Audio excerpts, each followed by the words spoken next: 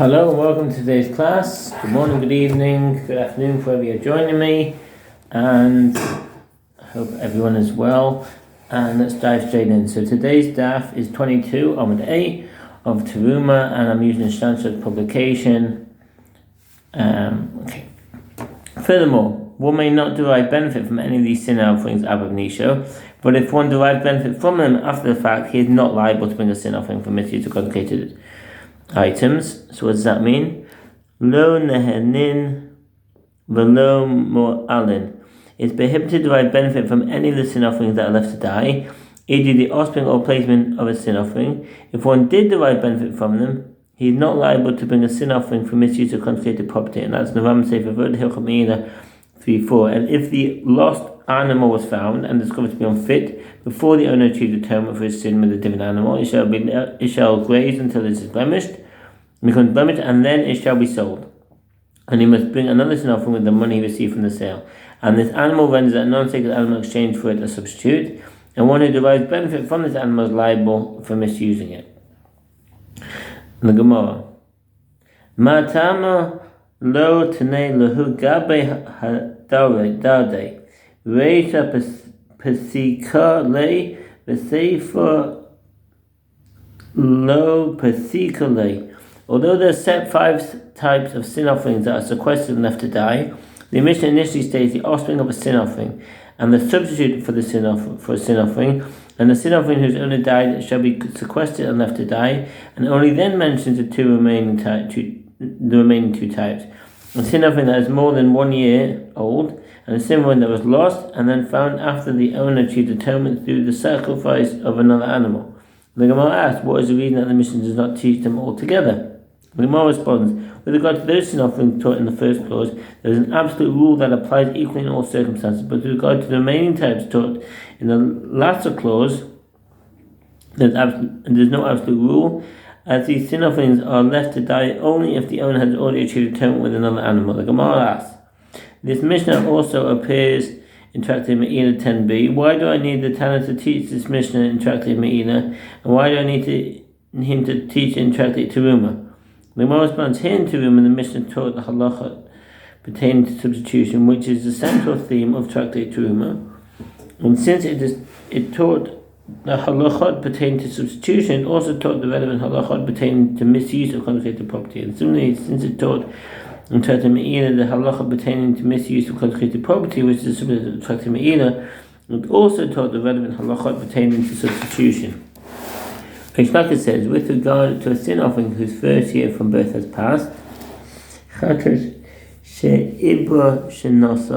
if one designates an animal as a sin offering in its first year from birth, if one designates an animal as a sin offering and its first year from birth passes, it is left to graze until it develops a blemish. It is then sold, and the proceeds are used to purchase another animal that is brought as a sin offering. This is in accordance with the opinion of Reish Lakish. Sefer Vod Hilchot Makdushin 4:7. One considers it as though it is standing in a cemetery, where a priest cannot enter in order to retrieve it and sacrifice it, and is left to graze. When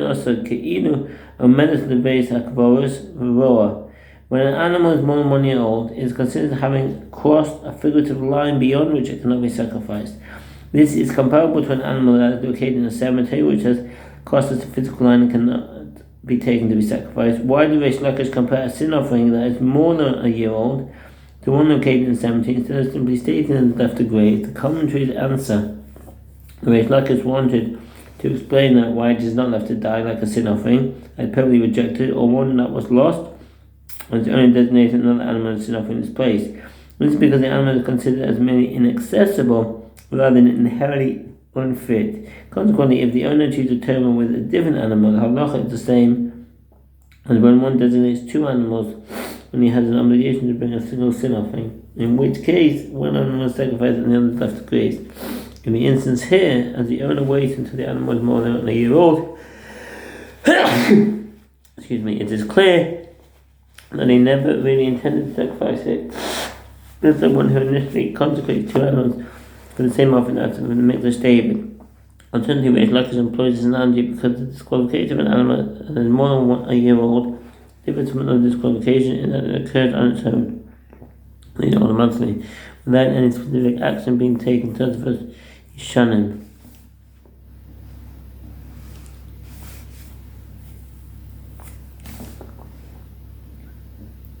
In terms of a blemish, after which it is sold and the money received in the sale is used to purchase another animal for a sin offering. Since Reish Lakish makes no distinction between an owner who has already achieved atonement with another animal and one who did not, it seems that according to Reish Lakish, this is a halacha in all cases of a sin offering whose first year from birth has passed. Come object. Within the mission with regard to sin offering whose first year from birth has passed and the sin offering that was lost and one is found as blemish, if it was after the owner achieved atonement through the sacrifice of another animal as a sin offering, the blemished animal will have to die. This is apparently a conclusive refutation of the opinion of Reish Lakish. The Gemara explains that Reish Lakish could say to you, when the Mishnah teaches in the first clause that the animal is sequestered and left to die, they're referring only to a case where it was lost and when it was found it was blemished. In that situation, if after the owner achieved atonement through the sacrifice of another animal as a sin offering, the blemished animal shall be left to die. By contrast, a sin offering whose first year from birth has passed is indeed left to graze until it develops a blemish. The one objects. If so, the latter clause, if the lost animal is found discovered to be unfit before the owner achieved atonement for its sin with a different animal, it shall be left to graze until it becomes blemished. Now, if the Mishnah refers specifically to an animal that was lost and found when it was blemished, why is this statement necessary? Doesn't it already stand blemished? Rabbi said in response that this is what the Tanna is saying. In a case where it was lost and subsequently found when it had a temporary blemish, then if it was after the owner achieved atonement with another sin offering, the blemished animal shall be left to die. But if it was before the owner achieved atonement with another sin offering, it shall graze until it becomes blemished with a permanent blemish, and then it shall be sold. Rabbi says there are two refutations of Rabbi's statement. Shetei teshuvas b'davar. This expression is generally stated by Rav in most instances when it appears in the Talmud, although it occasionally is also used by Rav's colleague Abaye. The expression means that there are two reasons to refute the claim under discussion. Generally, one of the two reasons is based on logical reasoning and the other is proof that a Mishnah or Braita contradicts the statement. One refutation is that if it is so, that the Mishnah is referring to an animal that was lost and then found and had temporary blemish, then instead of stating it shall graze until it becomes blemished, the Mishnah should have told one to observe the animal to see whether a temporary blemish becomes permanent. And furthermore, according to this interpretation of the Mishnah, when it mentions the case of a sin offering whose first year from birth has passed, with regard to what halacha is that case taught, well, the Rava said a different explanation of the Mishnah so that it does not contradict the statement of Reish Lakish. This is what the Mishnah is teaching. When, with regard to a sin offering whose first year has passed and was lost, if a sin offering was lost and then it was found before its owner through a different sin offering, the original animal is not sequestered enough to die, rather it is left to graze until it develops a blemish and is then sold, and the proceeds are used to purchase another animal which is brought as a gift offering. If the lost animal was found after the owner had achieved atonement, even if it was found blemished or after it was already a year old, since it was lost when the owner achieved atonement, it is sequestered and left to die. Rambam say for Mugdoshin 4:8 and see the case of Mishnah and Alecha Mishnah there. Or one that was lost and when it was found it was blemished, which means that in each case there are two disqualifying factors. The halacha is as follows. If the first animal is found after the owner achieved atonement with another sin offering, the animal shall be left to die. If it was found before the owner achieved atonement with another sin offering, it shall graze until it becomes blemished and then it shall be sold. Reish Lakish, by contrast, is referring to a situation where the sin offering was not lost. In such a case, there's only one disqualifying factor, and therefore the animal is left to graze regardless of whether or not the owner has achieved atonement with another animal. Rabbi continues, and it was necessary for the Mishnah to teach if it was lost with regard to a sin offering that was found to be blemished, and also teach that clause with regard to sin offering whose first year is passed. In other words, it was necessary for the Mishnah to teach that in each of these cases, looting the animal means that it must be sequestered and left to die if the owner already achieved atonement with another animal. As if it had taught this halacha under regard to a sin offering whose first year has passed, I would say it is only there that the fact that it was lost is effective in requiring the animal to be left to die, because it is not fit for its original purpose. As an animal more than 1 year is inherently unfit for a sin offering. With regard to a blemished animal, which would have been fit for sacrifice if not for its blemish, I might say that the fact that it was not lost is not effective in causing the animal to be left to die. And similarly, if the Mishnah had taught the halacha only to go to a blemish animal, I would say it is only there that the fact that it was lost is effective in causing the animal to be left to die. Because the blemish animal is not fit for sacrifice at all. But with regard to a sin offering of 30 years past, which is fit for sacrifice as a different offering, I want to say that the fact that it was lost is not effective in causing the animal to be left to die. And accordingly, it was necessary for the mission to teach halacha with regard to both cases. The Gemara asked, and did Rav actually say this? That an animal whose first year has passed and was then lost is left to die. But didn't Rav say a sin offering lost at night is not called lost? Aveda Delaila Lashama Aveda. This is the case even according to Rabbi Huda Nasi 22b, who maintains that if a sin offering is lost, and the owner designates a replacement, and then the original animal is found, the original animal is sequestered and left to die, even if the replacement has not yet been sacrificed. This is the principle that the halacha specified in the Mishnah concerning a sin offering that was lost apply only if the animal was lost at a time when it was fit to be sacrificed. Therefore, for example, if the sin offering of a zav or a leper was lost before they became ritually pure, since the sin offering could not yet be sacrificed, it is not considered to have been lost, and that's Nachazanish. In other words, if the offering is lost at a time that it is not fit for sacrifice, the animal is not considered lost. Consequently, provided that the owner defines the sin offering before morning, they have to grade that not to die, even if the owner designates another animal instead.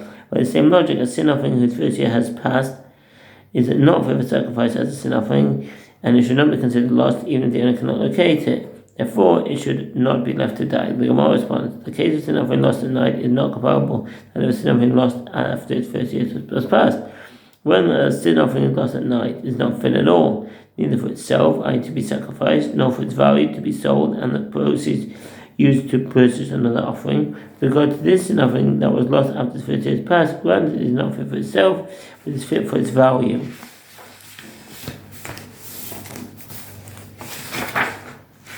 The Gemara presents another challenge to the opinion of Rava. We learned in the Mishnah Yoma 62a. On Yom Kippur, a pair of goats are brought to the temple, and lots are drawn to determine which goat is to be sent to Azazel as a scapegoat, and which goat is sacrificed as a sin offering. If after the lots were drawn for both goats, the scapegoat died, another pair of goats is brought, and the lots are drawn for the second pair. In such a case, there are two goats that were selected as a sin offering, either the remaining goat from the first pair and the goat selected from the second. One of them is sacrificed, and the second goat shall graze. What does that mean? Hasheni Yerev Chulu. If one of the two Yom Kippur goats dies before the lottery is cast, the high priest brings a counterpart for the remaining goat. If one of the goats dies after the lottery, the high priest brings two new goats and draws new lots. If the goat that died was to be sacrificed to God on the altar, the goat selected to be sacrificed to God in the second lottery replaces it. If the goat that died was to be sent to Azazel, the goat selected to be sent to Azazel in the second lottery replaces it. In the case where a new pair of goats was bought, the remaining goat of the second pair is left to graze until it becomes blemished, is then sold, and the proceeds are used for a communal gift offering. This is according to the Mishnah Trata Yoma, when we say Avoda Yom Kippur 5:15 until it becomes blemished, at which point it will be sold, and the money received from its sale will be allocated for communal gift offerings. This is because the communal sin offering is not left to die. One might infer from the Mishnah that under similar circumstances, the sin of an individual is left to die. The Gemara continues.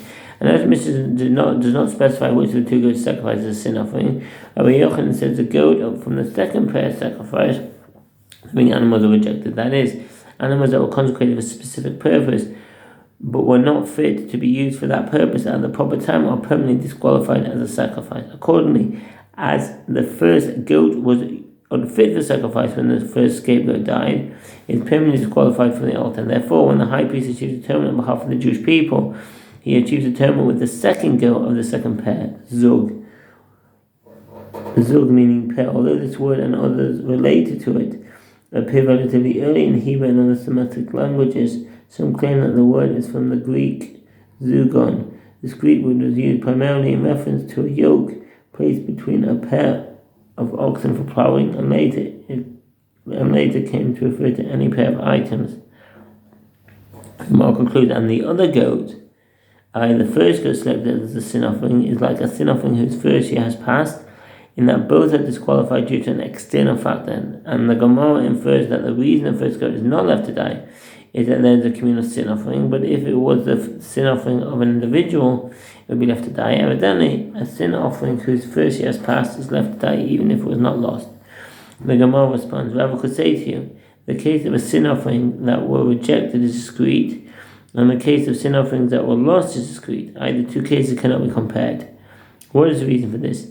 In the case of lost sin offerings, the owner's mind is on them, and he thinks that perhaps they will be found and will be fit for sacrifice. Therefore, they are not left to die simply because they are not lost. But in the case of sin offerings that have been rejected and they do not become fit ever again, and therefore the owner's mind is not on them. That's the end of the Omid. I wish you a very good day, evening, and take care. All the best. Bye.